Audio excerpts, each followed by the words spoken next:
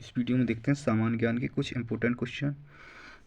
जैसे question number पहला हमारा ये है, प्रसिद्ध वादक उस्ताद विंदा खान द्वारा बजाने वाला वाद्य यंत्र कौन सा था? तो ये कौन सा था? पहले ऑप्शन में ए में है सारंगी, और बी में है वायलिन, और सी में है मृदंग, और डी में है संतूर। तो प्रसिद्ध उस्ताद विंदा खान किससे संबंधित हैं? तो ये संबंधित हैं हमारे किससे? सारंगी। ऑप्शन नंबर ए हमारा सही हो जाएगा। अगला क्वेश्चन देखते हैं, नेतृत्व का कौन सा सिद्धांत संपूर्ण एवं वैज्ञानिक माना जाता है? पहले में स्थिति का सिद्धांत, दूसरे में है भूकारक का सिद्धांत, तीसरे में है व्यक्तिगत गुणों एवं स्थिति का सिद्धांत, और चौथे में है आनुवंशिकी का सिद्धांत। तो किसका माना जाता है? तो ये माना जाता है हमारा किसका? भूकारक का। ऑप्शन नंबर बी हमारा इसका सही हो जाएगा। अगला क्वेश्चन देखते हैं।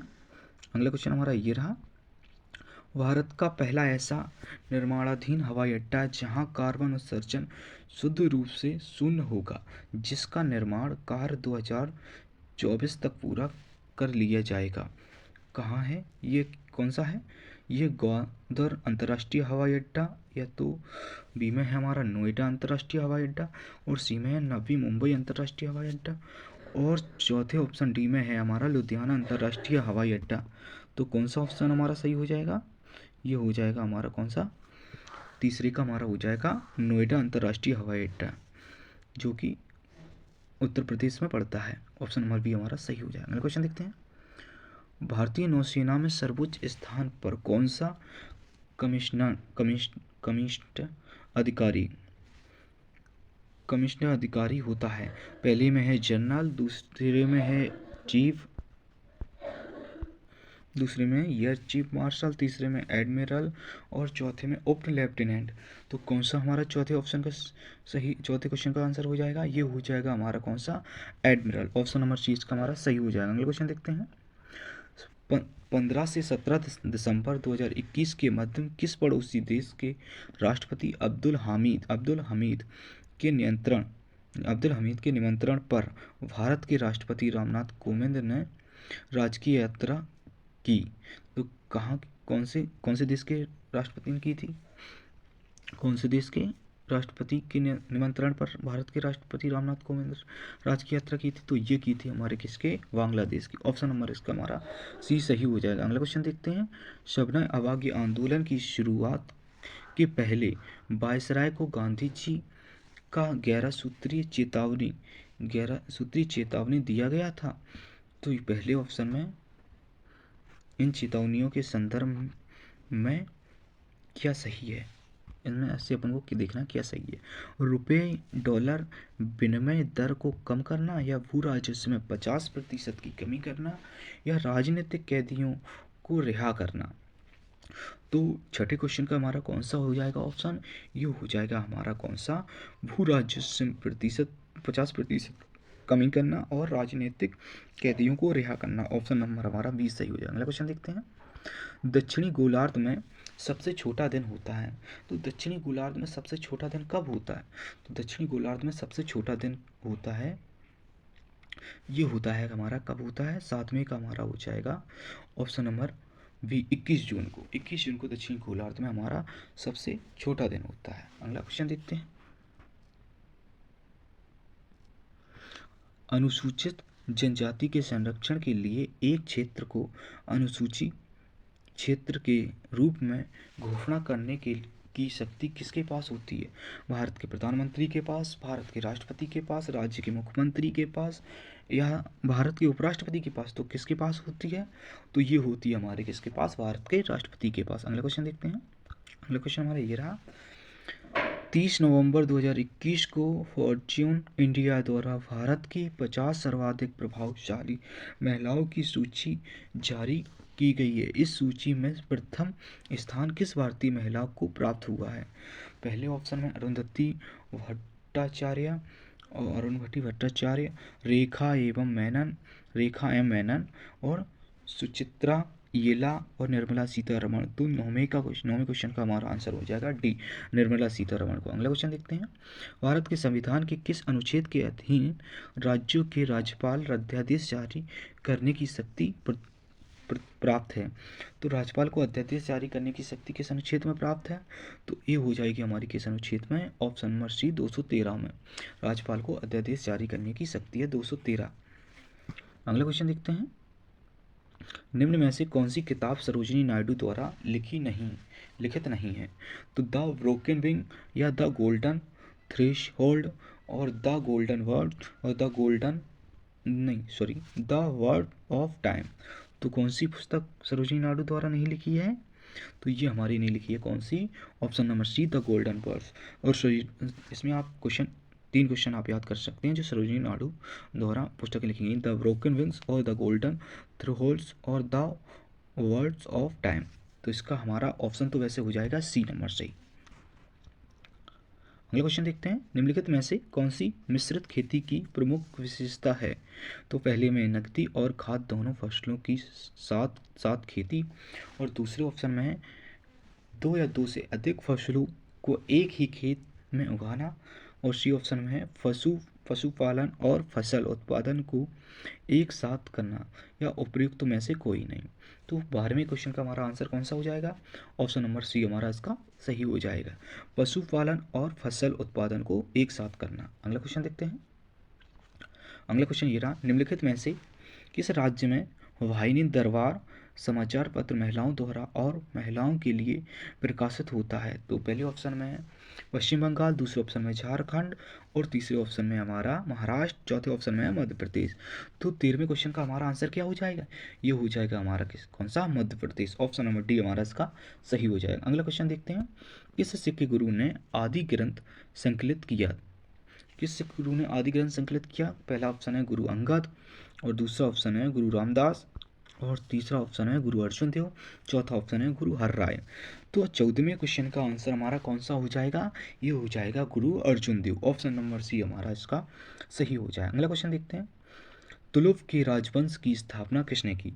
पहले ऑप्शन में नरसा नायक ने, और दूसरे ऑप्शन में कृष्णदेव राय ने, और तीसरे ऑप्शन में अच्युत राय ने, और चौथे ऑप्शन में वीर नरसिंह ने। तो किसने की तुगल के राजवंश की स्थापना? तो ये की है हमारे 15वें क्वेश्चन का आंसर हो जाएगा वीर नरसिंह राय ने। ऑप्शन नंबर डी इसका आंसर हो जाएगा। अगला क्वेश्चन देखते हैं।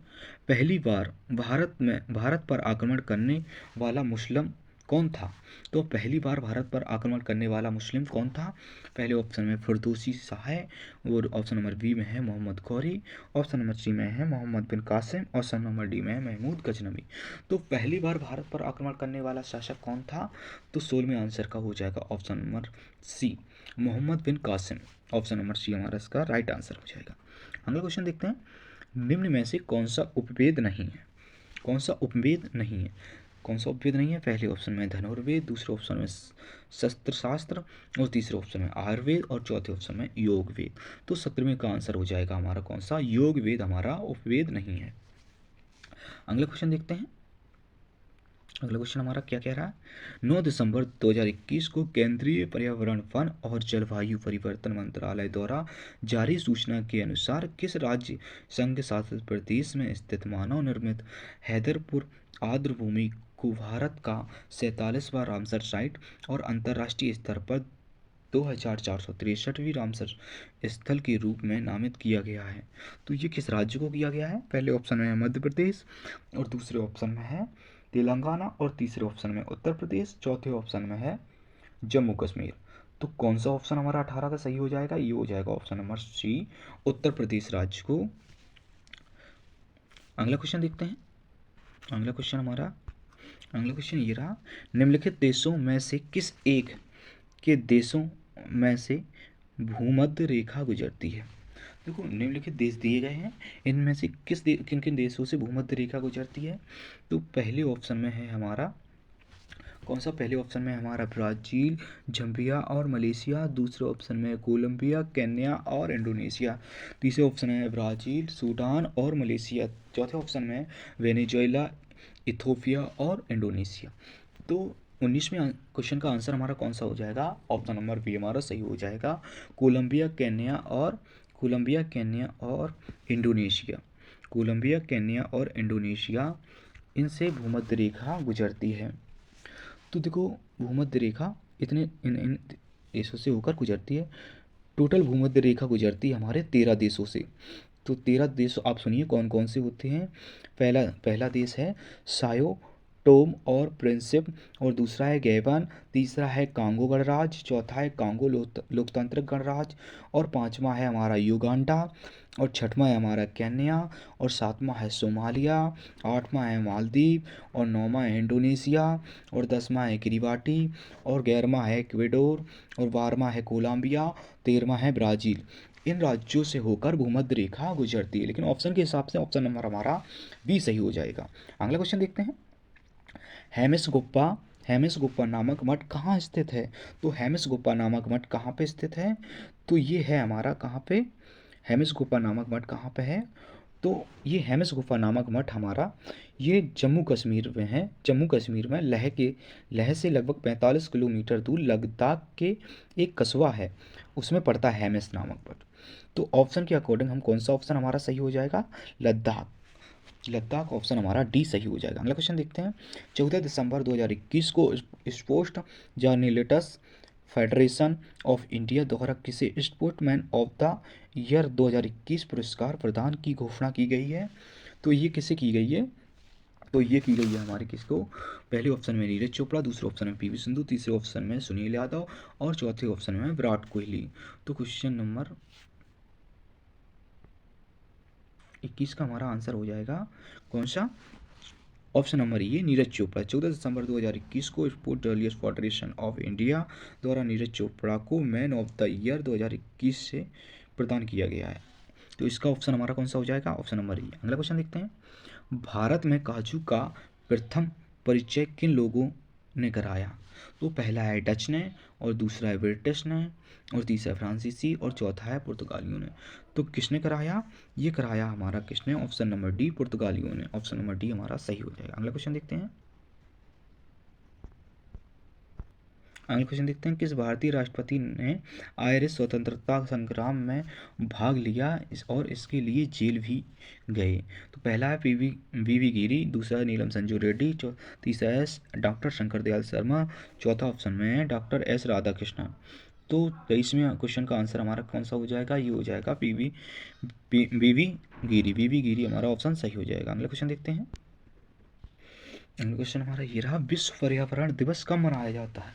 तो विश्व पर्यावरण दिवस मनाया जाता है ये हमारा पहले ऑप्शन में 1 अप्रैल, दूसरे ऑप्शन में 6 मई, तीसरे ऑप्शन में 5 दिसंबर, और चौथे ऑप्शन में 5 जून। विश्व पर्यावरण दिवस कब मनाया जाता है?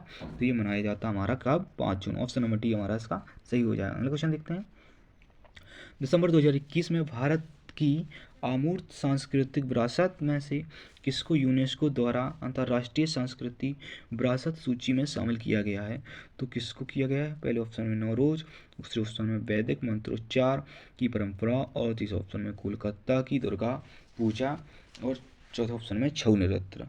तो किसको किया गया है यूनेस्को की अंतर्राष्ट्रीय सांस्कृतिक विरासत सूची में शामिल?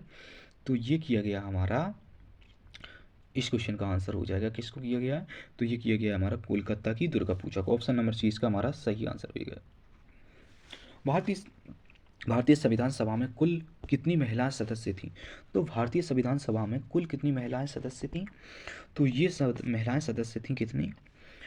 पहले ऑप्शन में 12, दूसरे ऑप्शन में 13, तीसरे ऑप्शन में 15, चौथे ऑप्शन में 17। तो कितनी थी? ये हमारी हो जाएंगी 15 महिलाएं सदस्य थी। भारतीय संविधान की मतलब संविधान सभा की प्रथम बैठक कब हुई थी? तो ये हुई थी 9 दिसंबर 1946 को, जिसमें सच्चिदानंद सिन्हा को अस्थायी अध्यक्ष के रूप में चुना गया था, जो कि सबसे मतलब बुजुर्ग व्यक्ति थे, उन्हीं को चुना गया था। जस्ट दो दिन बाद 13 दिसंबर 1946 को संविधान सभा की दूसरी बैठक कराई जाती है, जिसमें डॉक्टर राजेंद्र प्रसाद को स्थायी अध्यक्ष के रूप में चुना जाता है। तो ये भी देखते रहिए आप। अगला क्वेश्चन है हमारा। उत्तर प्रदेश में शेर सफारी स्थित है?